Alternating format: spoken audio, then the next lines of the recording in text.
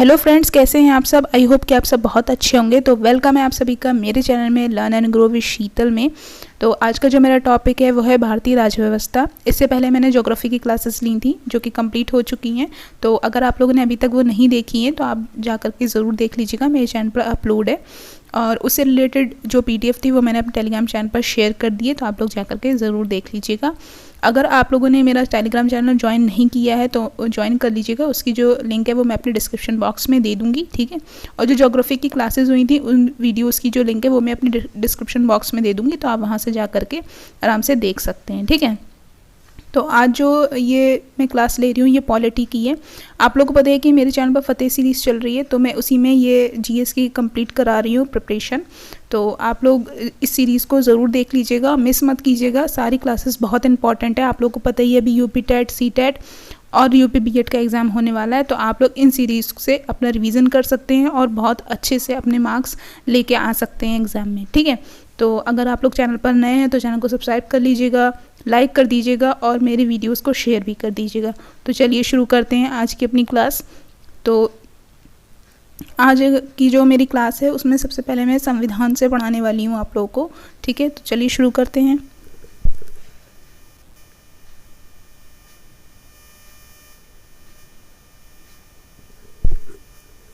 तो सबसे पहले है इसमें संविधान, ठीक है। तो इसमें लिखा है, फर्स्ट पॉइंट है कि संघीय प्रणाली का पहला प्रयास भारत सरकार अधिनियम 1935 द्वारा किया गया था। तो आपका ये क्वेश्चन आ सकता है एग्जाम में, जो संघीय प्रणाली है उसका पहला प्रयास मतलब प्रथम प्रयास भारत सरकार अधिनियम कब आया था, तो 1935 में आया था, ठीक है, 1935 में। इसके बाद भारत की संविधान सभा गठित करने का आधार क्या था। ये क्वेश्चन काफ़ी बार एग्जाम में आता है। तो ये क्या था, कैबिनेट मिशन प्लान 1946, ठीक है। इसके बाद नेक्स्ट पॉइंट है कि सन 1936 में भारतीय राष्ट्रीय कांग्रेस द्वारा संविधान सभा का गठन की मांग की गई थी, ठीक है। तो आपका ये क्वेश्चन आ सकता है एग्जाम में कि भारतीय राष्ट्रीय कांग्रेस द्वारा संविधान सभा जो गठन हुआ था उसकी मांग फैजपुर में अधिवेशन में रखी गई थी। तो कहाँ रखी गई थी, फैजपुर में जो अधिवेशन हुआ था वहाँ रखी गई थी। और वो कब उठी थी, 1936 में, ठीक है। इसके बाद नेक्स्ट है, कैबिनेट मिशन योजना के अनुसार संविधान सभा में कुल 389 सदस्य होने थे, ठीक है। तो कितने होने थे, 389 जो क्या होने थे, सदस्य होने थे, ठीक है। नेक्स्ट है, संविधान सभा में विभिन्न प्रांतों के 292 सदस्यों को निर्वाचन होना था, ठीक है। तो कितने सदस्यों का निर्वाचन होना था, 292 सदस्यों का निर्वाचन होना था। इनमें कांग्रेस के कितने थे, 208 प्रतिनिधि निर्वाचित होकर जाएं। इसमें यह भी था कि जो सदस्य जो निर्वाचन होने हैं कांग्रेस के 208 प्रतिनिधि निर्वाचन होकर आए, ठीक है। ये चीज़ इसमें इम्पोर्टेंट थी। इसके बाद नेक्स्ट है, पुनर्गठन के फलस्वरूप वर्ष 1947 में संविधान सभा के सदस्यों की संख्या 299 रह गई थी, ठीक है। तो पुनर्गठन जब हुआ था 1947 में संविधान सभा की जो सदस्यों की संख्या थी वो कितनी रह गई थी, 299, ठीक है। इसके बाद नेक्स्ट है, संविधान सभा पुनर्गठित में देशी रियासतों के 70 प्रतिनिधि थे। तो कितने प्रतिनिधि थे, 70 प्रतिनिधि थे, ठीक है। नेक्स्ट है, पुनर्गठित संविधान सभा में विभिन्न प्रांतों के लिए 229 प्रतिनिधि थे। तो जो पुनर्गठित संविधान सभा में जो विभिन्न प्रांतों के लिए जो लोग थे वो 229 प्रतिनिधि थे, ठीक है। इसके बाद ये क्वेश्चन बहुत अच्छा और इम्पॉर्टेंट है, संविधान सभा को जवाहरलाल नेहरू ने मूर्त रूप दिया था। तो किसने मूर्त रूप दिया था, जवाहरलाल नेहरू ने, ठीक है। इसके बाद नेक्स्ट पॉइंट है हमारा, संविधान सभा के अस्थायी अध्यक्ष। ये क्वेश्चन इतनी बार आ चुका है कि इसकी कोई गिनती ही नहीं है, ठीक है। और बहुत सारे पेपर्स में ये क्वेश्चन एज इट इज़ रखा होता है। तो इस क्वेश्चन को आप लोग ज़रूर देख लीजिएगा, ठीक है, कि संविधान सभा के स्थायी अध्यक्ष कौन थे, डॉक्टर राजेंद्र प्रसाद। और अस्थायी सदस्य कौन थे वो आप लोग मुझे कमेंट बॉक्स में बताइएगा, ठीक है। इसके बाद प्रारूप समिति के सदस्य, ये क्वेश्चन भी बहुत इंपॉर्टेंट है। UP BED में शायद ये पिछली बार क्वेश्चन ये आया था, ठीक है।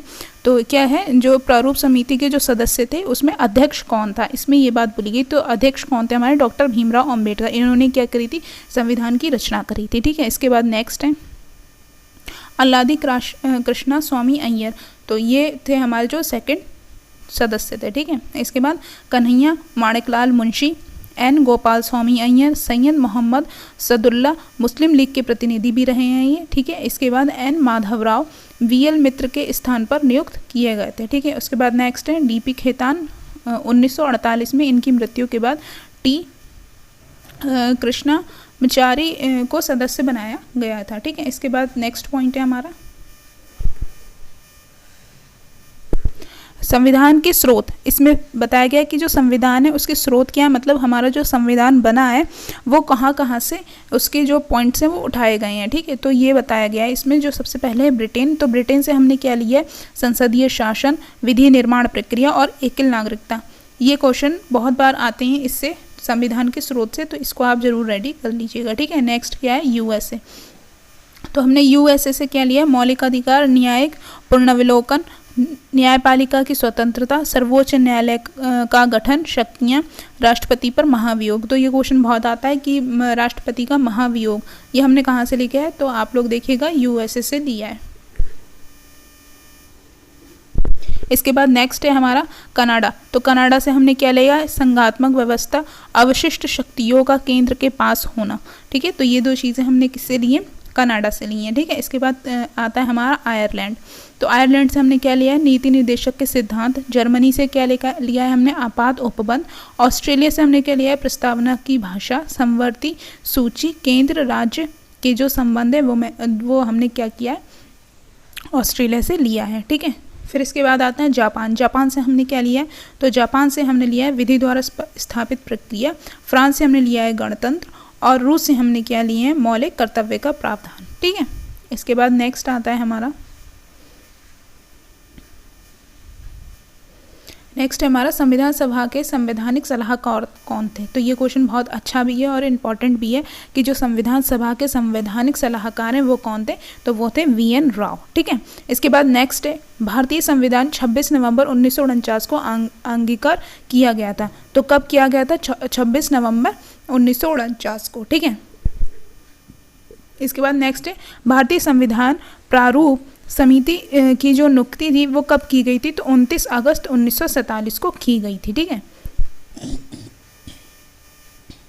इसके बाद है भारतीय संविधान सभा की प्रमुख समिति अध्यक्ष कौन थे, ये मैंने अभी आपको बता दिया था, डॉक्टर BR अम्बेडकर, ठीक है। तो कौन थे, संविधान सभा की जो प्रारूप समिति थी उसके अध्यक्ष कौन थे, डॉक्टर BR अम्बेडकर, ठीक है। इसके बाद नेक्स्ट है संविधान सभा की प्रमुख समितियाँ और उनके अध्यक्ष। तो हो सकता है कि ये क्वेश्चन आ जाए, कभी कभी ये आ जाता है, लेकिन इसमें सबसे ज़्यादा इंपॉर्टेंट रहता है प्रारूप समिति वाला, ठीक है। तो इसके बाद हम देखते हैं इसमें संचालन जो समिति थी उनके अध्यक्ष कौन थे, डॉक्टर राजेंद्र प्रसाद। संघ संविधान समिति के कौन थे, पंडित जवाहरलाल नेहरू। प्रांतीय संविधान समिति के कौन थे, सरदार वल्लभ भाई पटेल। प्रारूप समिति के थे डॉक्टर BR अम्बेडकर। और संघ शक्ति समिति के कौन थे, पंडित जवाहरलाल नेहरू, ठीक है। इसके बाद नेक्स्ट पॉइंट है हमारा संविधान सभा प्रारूप समिति में सदस्यों की कितनी संख्या थी, ये सदस्यों की संख्या थी 7, ठीक है। ये काफ़ी अच्छा क्वेश्चन है। फिर उसके बाद पूछा है इन्होंने कि संविधान की जो प्रारूप है, संविधान का जो प्रारूप समिति है उसके समक्ष प्रस्तावना का जो प्रस्ताव था वो किसने रखा था, तो वो रखा था जवाहरलाल नेहरू जी ने, ठीक है। चलो इसके बाद नेक्स्ट आते हैं हमारा, नेक्स्ट है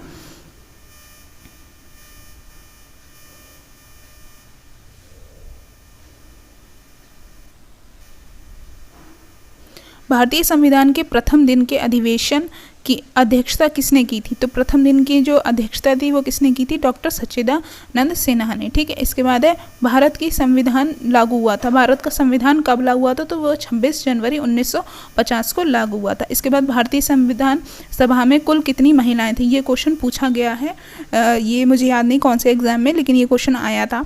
तो ये क्वेश्चन काफ़ी इंपॉर्टेंट है कि महिलाओं की संख्या कितनी थी संविधान सभा में, तो वो कितनी थी, 15। ये आप लोग अच्छे से याद रख लीजिएगा, कितनी थी, 15, ठीक है।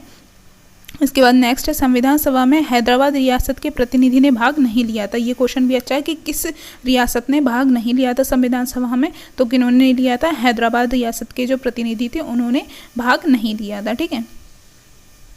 इसके बाद नेक्स्ट पॉइंट है संविधान सभा का प्रथम अधिवेशन कहाँ हुआ था। तो जो संविधान सभा है उसका जो प्रथम अधिवेशन था वो दिल्ली में हुआ था, ठीक है। इसके बाद है 42वें संविधान संशोधन अधिनियम 1976 द्वारा प्रस्तावना में गुट निरपेक्षता शब्द को जोड़ा गया था। तो 42वें संविधान संशोधन के अनुसार जो उसमें किस हिसाब से जोड़ा गया था, किस शब्द को जोड़ा गया था, और ये जो अधिनियम है वो कौन सा था। तो 1976 वाला अधिनियम था और प्रस्तावना में, और ये भी पूछ सकते हैं कि कहाँ जोड़ा था, तो प्रस्तावना में क्या जोड़ा था, गुट निरपेक्षता को जो शब्द है उसको जोड़ा गया था। और कौन सा ये संशोधन है, तो 42वां संविधान संशोधन। ये काफ़ी अच्छा क्वेश्चन है, ठीक है। अब नेक्स्ट पॉइंट पे आते हैं, संघ और राज्य के क्षेत्र, ठीक है।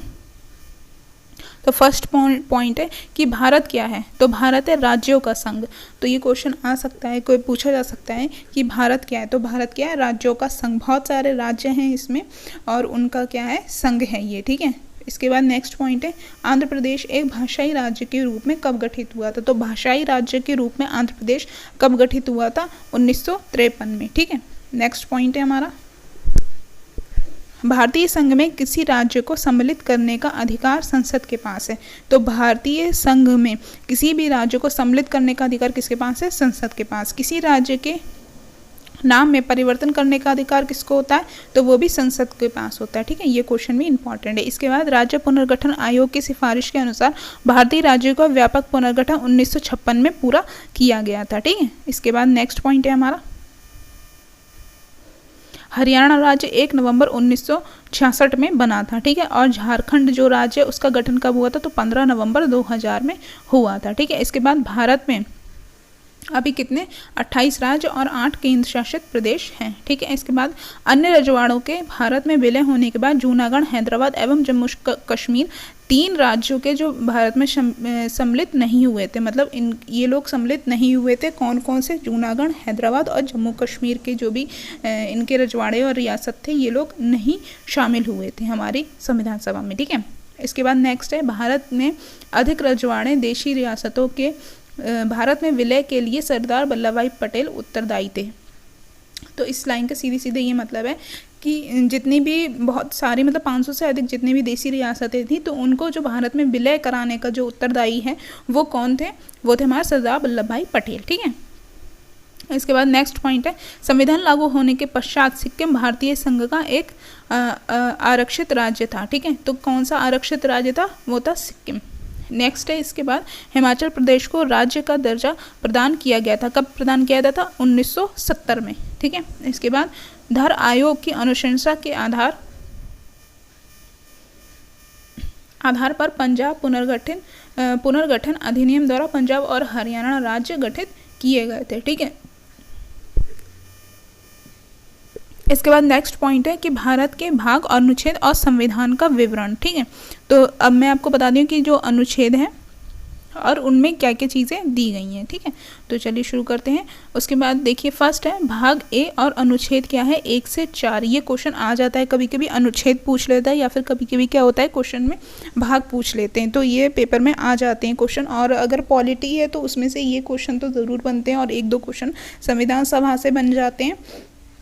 तो किसी भी एग्ज़ाम में वेटेज यही होता है कि हो सकता है कि 5 मार्क्स की पॉलिटी आ जाए, तो इसलिए 5 मार्क्स में इसी हिसाब से क्वेश्चंस को डिवाइड कर दिया जाता है, ठीक है। तो इसको आप लोग ज़रूर अच्छे से याद कर लीजिएगा, सही है। तो चलिए मैं आपको बताती हूँ कि जो भाग 1 था और अनुच्छेद क्या है 1 से 4। तो मैं इसको जूम करती हूँ। अब देखिए इसमें क्या है, संघ और उसका राज्य क्षेत्र, नए राज्य का निर्माण, ये क्या था हमारा भाग 1 है और अनुच्छेद 1 से 4 में है, ठीक है। नेक्स्ट है हमारा भाग 2। तो भाग 2 में क्या है और अनुच्छेद है 5 से 11 में नागरिकता। तो आप लोग ये ध्यान रखिएगा कि जो भाग 2 है और अनुच्छेद क्या है 5 से 11, इसमें क्या दी गई है, नागरिकता की बात की गई है। इसके बाद भाग 3 अनुच्छेद 12 से 35, इसमें क्या कहा गया, मौलिक अधिकारों को बताया गया है। इसके बाद भाग 4 है अनुच्छेद 36 से 31, इसमें राज्य के नीति निर्देशक जो सिद्धांत हैं उनको बताया गया है, ठीक है। ये क्वेश्चन इंपॉर्टेंट रहेगा कि भाग 4 किससे रिलेटेड है, तो आप लोग बता दीजिए कि राज्य के नीति निर्देशक सिद्धांत से रिलेटेड है, ठीक है। और भाग 3 किससे रिलेटेड रखता है, तो वो रिलेट रखता है हमारा मौलिक अधिकारों से। और भाग 2 किससे रिलेट करता है, तो वो कहता है नागरिकता से, ठीक है। अब आते हैं हम भाग 4A, ठीक है। तो देखिए भाग 4A और क्या है 51A, अनुच्छेद क्या है 51A और भाग क्या है 4A। तो इसमें क्या बताया, नागरिकों के मौलिक कर्तव्य 1976 के 42वें संविधान संशोधन द्वारा जोड़ा गया था, ठीक है। तो नागरिकों के मौलिक जो कर्तव्य हैं उसमें 1976 के 42वें संशोधन के द्वारा इसे जोड़ा गया था, ठीक है। भाग 5 अनुच्छेद क्या है 52 से 151, इसमें क्या है सरकार संघ से संबंधित है। तो भाग 5 में क्या है कि जो सरकार है वो संघ से संबंध रखती है, संघ सरकार से संबंध रखता है, ठीक है। इसके बाद नेक्स्ट है भाग 6, उसमें क्या है अनुच्छेद है 152 से 237। तो इसमें क्या दिया गया, राज्य सरकार से संबंधित है। तो ये किससे संबंधित है, राज्य सरकार से संबंधित है। भाग 7 क्या है, प्रथम अनुच्छेद के भाग बी से जोड़ा गया है। 1956 में 7वें संविधान संशोधन को हटा दिया, संविधान संशोधन से इसे हटा दिया गया था, किसे, भाग 7। इसके बाद नेक्स्ट पॉइंट है हमारा भाग 8 अनुच्छेद 339 से 42 में केंद्र शासित प्रदेशों का प्रशासन क्या है। भाग 8 में क्या बताया गया, केंद्र शासित प्रदेशों का जो प्रशासन है उसके बारे में बताया गया है। भाग 9 क्या है, अनुच्छेद 242 से 43 और ये किससे रिलेटेड है, पंचायतों से रिलेटेड है। उसके बाद नेक्स्ट है भाग 9 अनुच्छेद 243, ये नगर पालिका से जो है ये संबंध रखता है। इसके बाद P 243 Z और G ये सभी इसी में आते हैं। इसके बाद नेक्स्ट है भाग 10 अनुच्छेद 244 से 44 तक अनुसूचित जनजाति क्षेत्र संघ और राज्य के बीच में जो संबंध है वो कौन बताता है, भाग 11 में 245 से 63 में, ठीक है। तो ये आप लोग याद रखिएगा, जो भाग 10 है और अनुच्छेद 244 से 44 तक वो क्या अनुसूचित जनजाति क्षेत्र से रिलेटेड है। इसके बाद भाग 11 अनुच्छेद 245 से 63 ये किससे रिलेटेड है, संघ और राज्य के बीच के जो संबंध है उनसे रिलेटेड है, ठीक है। इसके बाद नेक्स्ट है हमारा भाग 12। तो भाग 12 जो है उसमें अनुच्छेद क्या है 264 से 300A, तो वो किससे रिलेटेड है, वित्त संपत्ति संविदाएं और वाद से, ठीक है। इसके बाद नेक्स्ट है हमारा भाग 13 अनुच्छेद 301 से 307 भारत के राज्य क्षेत्र के अंदर व्यापार वाणिज्य और समागम को ये से रिलेटेड है, ठीक है।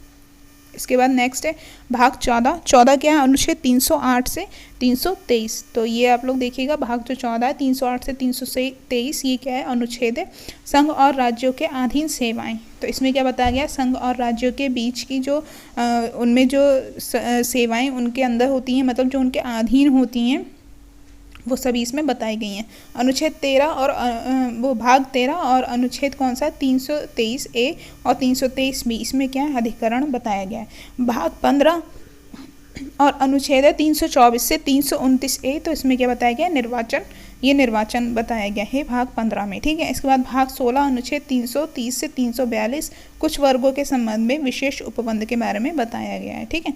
नेक्स्ट पॉइंट है हमारा भाग 17 अनुच्छेद 343 से 51, तो इसमें क्या बताया गया, राजभाषा को बताया गया। इसके बाद भाग 18 अनुच्छेद 352 से 360 आपात उपबंध के बारे में बताया गया है।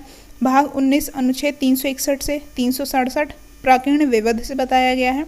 इसके बाद नेक्स्ट है भाग 20 अनुच्छेद 368 संविधान संशोधन के लिए बताया गया है। ये याद रखिएगा, जो अनुच्छेद 368 है ये संविधान संशोधन से संबंध रखता है, ठीक है।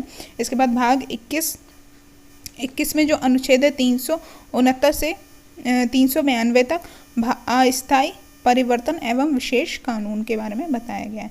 उसके बाद भाग 22 में क्या बताया गया, अनुच्छेद 393 से 395 तक क्या बताया गया, संक्षिप्त नाम प्रारंभ हिंदी में प्राधिकृत पाठ और निरसन, ठीक है, ये बताया गया है इसमें। इसके बाद हम अपने नेक्स्ट पॉइंट पर चलते हैं। तो हमारा जो नेक्स्ट पॉइंट है इसके बाद मैं आपको बताऊंगी जो हमारे प्रमुख संविधान संशोधन जो हुए हैं उनके बारे में। तो प्रथम जो हमारा संविधान संशोधन हुआ है वो है 1951 में हुआ था। राज्यों के भूमि सुधार कानूनों को नवी अनुसूची में रखकर न्यायालयों के अधिकार क्षेत्र से बाहर कर दिया गया। ठीक है, तो इसमें क्या बताया गया, जो प्रथम जो हमारा संविधान संशोधन हुआ था वो क्या था कि राज्य के भूमि सुधार कानूनों को नवी अनुसूची में रखकर न्यायालयों के अधिकार से बाहर कर दिया गया था। कहाँ से बाहर कर दिया गया था? न्यायालयों से। किसमें? नवी अनुसूची में रख करके किसको? जो भूमि राज्य के जो भूमि सुधार कानूनों को था उसको न्यायालयों के अधिकार से हटा करके कहाँ रख दिया गया? नवी अनुसूची में रख दिया गया था। और ये पहला जो संविधान संशोधन हुआ था वो कब हुआ था? 1951 में, 1991 में। ठीक है, इसके बाद नेक्स्ट पॉइंट है हमारा सातवां कब हुआ है? 1966 में भाषाई आधार पर राज्यों का पुनर्गठन और उसके बाद राज्यों एवं केंद्र शासित प्रदेशों में उन्हें विभाजित किया गया था। ठीक है, तो भाषाई के आधार पर जो 7वां वाला था उसमें भाषा आधार पर राज्यों को अलग किया गया था। उसके बाद उस राज्य में कौन से राज्य और केंद्र शासित प्रदेशों को भी विभाजित किया गया था। ठीक है, भाषाई आधार पर। इसके बाद नेक्स्ट है 12वां क्या है? 1962 में आता। पुर्तगाली आधिपत्य वाले केंद्र शासित प्रदेश गोवा, दमन एवं दीव भारत के अंग बना लिए गए थे। ठीक है, तो क्वेश्चन ये आ सकता है कि कौन सा वाला ऐसा जो संविधान संशोधन है जिसमें गोवा, दमन एवं दीव को भारत का अंग बना लिया गया था, तो वो कौन सा था? 12वां था और 1962 में ये बनाया गया था। ठीक है, इसके बाद नेक्स्ट है 21वां कब हुआ था? 1967 में। सिंधी भाषा को संविधान की 8वीं अनुसूची के अंतर्गत 15वीं भाषा के रूप में शामिल किया गया था। ठीक है, इसके बाद 26वां है। 26वां 1971 में हुआ था। तो इसके बाद क्या है? राजाओं की उपाधि, प्रिवी पर्स और विशेषाधिकार जो था वो समाप्त कर दिया गया था। मतलब उपाधियों का अंत किस में किया गया था? 26 वाले में। ठीक है, इसके बाद नेक्स्ट है 36वें में क्या है? सिक्किम को पूर्ण राज्य का दर्जा दिया गया था। 42वां क्या है? 1976 में आया था ये प्रस्तावना में पंथ निरपेक्षता। ये क्वेश्चन बहुत ज़्यादा इंपॉर्टेंट है, मैं आपको लिए बता दे रही हूँ, इंपॉर्टेंट लिख दे रही हूँ इस पर। ये काफ़ी इंपॉर्टेंट क्वेश्चन है कि जो प्रस्तावना है उसमें कौन कौन से शब्द जोड़े गए थे और कौन से संविधान संशोधन में? तो वो 42वें। ठीक है, और कौन कौन से शब्दों को इसमें प्रस्तावना में जोड़ा गया था और कब हुआ था ये? 1976 में। और कौन से शब्द इसमें जोड़े गए? तो फर्स्ट शब्द था पथ निरपेक्ष। क्या शब्द जोड़ा गया था? पथ निरपेक्ष। ठीक है, दूसरा क्या जोड़ा गया था? समाजवादी। ठीक है, इसके बाद नेक्स्ट है तीसरा वाला कौन सा जोड़ा गया था? अखंडता। कौन सा शब्द जोड़ा गया है? अखंडता। तो ये जो थे ये 3 शब्द जोड़े गए थे। कहाँ जोड़े गए? प्रस्तावना में और 42वें संविधान संशोधन 1976 में। ठीक है, इसके बाद नेक्स्ट है हमारा, इसमें एक और जोड़ा गया था कि राष्ट्रपति जो मंत्रिमंडल की सलाह मानने के लिए बाध्य मौलिक अधिकारों का समावेश, ये भी इसी में दिया गया था। ठीक है, इसके बाद नेक्स्ट है 44वें में क्या है? 1978 में था संपत्ति का मौलिक अधिकार समाप्त कर दिया गया था। तो ये क्वेश्चन बन सकता है कि संपत्ति का जो मौलिक अधिकार है वो समाप्त कर दिया था कब? 44वें में। 44वें संविधान संशोधन 1978 में क्या समाप्त किया गया था? समाप्त किया गया था संपत्ति का मौलिक अधिकार। ठीक है, इसके बाद सशस्त्र विद्रोह की स्थिति में मंत्रिमंडल की लिखित सलाह पर आपातकालीन की घोषणा राष्ट्रपति करेंगे। ठीक है, तो ये क्वेश्चन देखिएगा आप कि आपातकाल में घोषणा कौन करेंगे? आपातकाल की वो करेंगे राष्ट्रपति। ठीक है, इसके बाद नेक्स्ट है 52वां कब आया? 1985 में दल बदल विरोधी प्रावधान। ठीक है, इसके बाद 21वां 1989 में मताधिकार की जो आयु है वो 21 से हटाकर कितनी कर दी गई थी? 18 कर दी गई थी। इसके बाद नेक्स्ट है 65। तो जो 65वां है वो 1990 में आया है। इसके द्वारा अनुच्छेद 338 में संशोधन करके अनुसूचित जाति और जनजाति आयोग को संवैधानिक दर्जा दिया गया था। ठीक है, इसके बाद नेक्स्ट है 69वां क्या है? 1951 में दिल्ली का नाम राष्ट्रीय राजधानी क्षेत्र किया गया तथा विधानसभा की स्थापना भी यहीं की गई थी। तो किस में की गई थी? 69वां वाले में। नेक्स्ट है 71वां वाला कौन सा है? 1992 में आया था ये। और इसमें क्या 8वीं जो अनुसूची में कोंकणी, मणिपुरी और नेपाली भाषा को सम्मिलित किया गया था। नेक्स्ट है 73वां, तो जो 73वां है वो है आया था 1992 में और 93 में पंचायती राज लागू किया गया था। ये क्वेश्चन अच्छा और इम्पॉर्टेंट है, ठीक है। इसके बाद नेक्स्ट है 85वां कब आया, तो वो आया 2001 में। सरकारी सेवाओं में अनुसूचित जाति, जनजाति और अभ्यर्थियों के लिए पदोन्नति में आरक्षण की व्यवस्था दी गई है, ठीक है। इसके बाद नेक्स्ट है हमारा 86वां, तो 86वां 2002 में आया है। राज्य द्वारा 6 से 14 साल के जो बच्चे उनको निःशुल्क जो अनिवार्य शिक्षा प्रदान की जाएगी, ठीक है। ये क्वेश्चन अच्छा है, ये क्वेश्चन टेट वगैरह में आता है। इसके बाद नेक्स्ट है 91वां, तो 91वां कब आया है 2003 में दल बदल, ठीक है। दल बदल में केवल संपूर्ण दल के विलय को मान्यता, ठीक है। इसके बाद नेक्स्ट है केंद्र में लोकसभा तथा राज्य के विधानसभा की कुल सदस्यों की संख्या के 15% से अधिक मंत्री नहीं होने चाहिए, ठीक है। ये कौन सा वाला बताया इन्होंने, 91वां, ठीक है। इसके बाद नेक्स्ट है 92वां, तो 2002 में आया है। संविधान की 8वीं अनुसूची में बोडो, डोगरी, मैथिली और संथाली भाषाओं का समावेश किया गया। इसके बाद कौन सा 93वां, वो 2006 में आया है। निजी एवं बिना सरकारी अनुदान प्राप्त शिक्षण संस्थाओं में प्रवेश हेतु सामाजिक एवं शैक्षणिक रूप से पिछड़ों के लिए आरक्षण दिया गया है, ठीक है। अब आते हैं हम अपने नेक्स्ट पॉइंट पर। नेक्स्ट पॉइंट है हमारा 95 में क्या है, विधेयक लोकसभा और राज्य विधानसभाओं में अनुसूचित जाति, जनजाति एवं आंग्ल भारतीयों के लिए आरक्षण 26 जनवरी 2010 से आगामी 10 वर्षों के लिए बढ़ा दिया गया था, ठीक है। और 100वां कौन सा है, 2015 में आया। इस संशोधन द्वारा भारत एवं बांग्लादेश के मध्य हुए 4 साल पुराने भारतीय सीमा को समझौते में लागू कर दिया गया है। इसके बाद है 101वां, जो 101वां है वो क्या है, वो 2015 में आया है। यह संशोधन देश के एकीकृत वस्तु एवं सेवा मतलब जीएसटी वाला कब आया है, 101 वाला है, ठीक है। और कब, 2015 में, ठीक है। इसके बाद नेक्स्ट है 102वां कौन सा है, जो ओबीसी वाला है। मतलब इस संशोधन द्वारा अन्य पिछड़ा वर्ग आयोग को संवैधानिक दर्जा प्रदान किया गया। मतलब जो ओबीसी का जो आयोग है उसको संवैधानिक दर्जा प्रदान किया गया है। कौन सा, 102 वाले में, ठीक है। इसके बाद नेक्स्ट कौन सा है,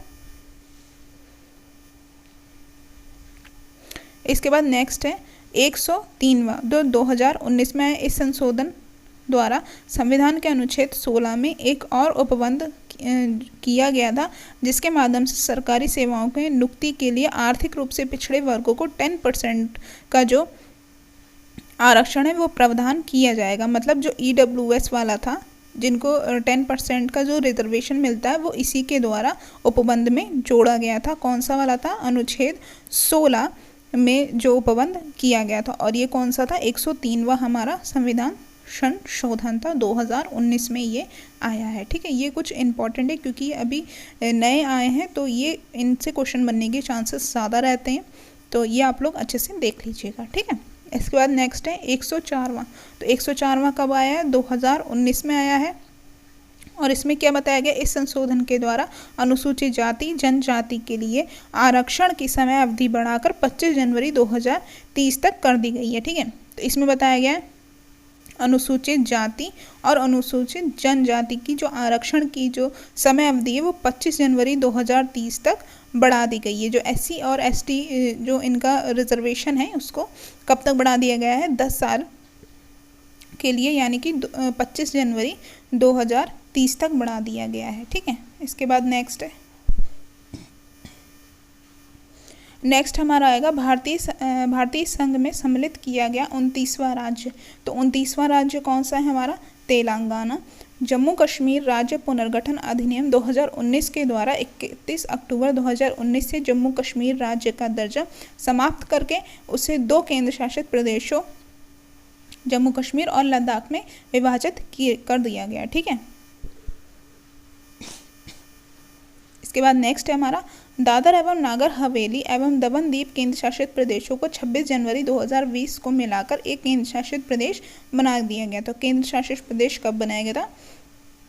दमन एवं नागर हवेली एवं दमन एवं दीव, इनको अब एक करके 26 जनवरी 2020 को इनको केंद्र शासित प्रदेश बना दिया गया। ठीक है, इसके बाद नेक्स्ट है 1956 में भारतीय आधार पर राज्यों का पुनर्गठन किया गया था। ठीक है, भाषाई आधार पर भारत का पहला राज्य कौन सा बना था? आंध्र प्रदेश। ये काफ़ी अच्छा और इम्पोर्टेंट क्वेश्चन है। ठीक है, इसके बाद नेक्स्ट है हमारा नागरिकता एवं मौलिक अधिकार। तो भारतीय संविधान एकल नागरिकता प्रदान करता है। कैसी नागरिकता हमारा जो भारतीय संविधान वो प्रदान करता है? तो एकल नागरिकता। ठीक है, इसके बाद मौलिक अधिकारों का संरक्षक कौन है? तो वो कौन है? न्यायपालिका। ये क्वेश्चन काफ़ी इंपॉर्टेंट है।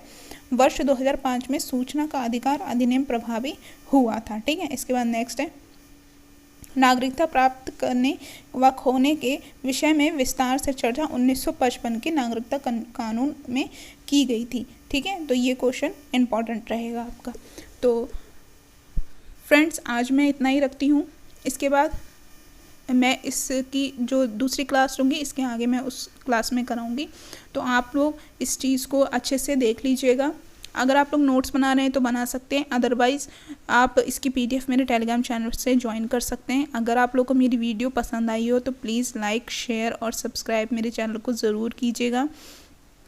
और इसके बाद मुझे आप लोग को इन्फॉर्मेशन भी देनी थी। टेक्स्ट बुक पे इस टाइम ऑफ़र चल रहा है, तो आप लोग अगर कोई भी टेस्ट सीरीज परचेज़ करना चाहते हैं तो आप लोग मेरा रेफरल कोड यूज़ कर सकते हैं। जो मेरा रेफरल कोड है वो मैं आप लोग को अपने डिस्क्रिप्शन बॉक्स में दे दूँगी, वहाँ से आप कॉपी कर लीजिएगा और जो टेस्ट है उसको परचेज़ कर लीजिएगा। तो उसमें आप लोगों को 10% का ऑफ़ मिल जाएगा। ठीक है, इसके अलावा टेक्स्ट बुक पर और भी बहुत सारी चीज़ें हैं, बहुत सारे टेस्ट हैं। आप जाकर के फ्री टेस्ट पहले दीजिएगा, उसके बाद आपको अगर पसंद आता है तब आप लीजिएगा। ठीक है, मैं पर्सनली टेक्स्ट बुक को रिकमेंड इसलिए करती हूँ क्योंकि मैं खुद वहाँ से टेस्ट देती हूँ, तो वो काफ़ी अच्छा प्लेटफॉर्म है। ऑल इंडिया बच्चों के साथ आप अपनी रैंक भी जान सकते हैं वहाँ पर। तो अगर आप लोग अपने कोई भी अपकमिंग एग्ज़ाम है उसमें बहुत अच्छे मार्क्स लेके आना चाहते हैं तो आप लोग टेक्स्ट बुक ज़रूर ज्वाइन कीजिएगा, मेरे रेफरल कोड को यूज़ कीजिएगा और 10% का जो डिस्काउंट है उसको ले लीजिएगा। ठीक है, तो चलती हूँ, आप लोगों से मिलती हूँ न्यू वीडियो में न्यू टॉपिक के साथ। तब तक के लिए टेक केयर, बाय बाय।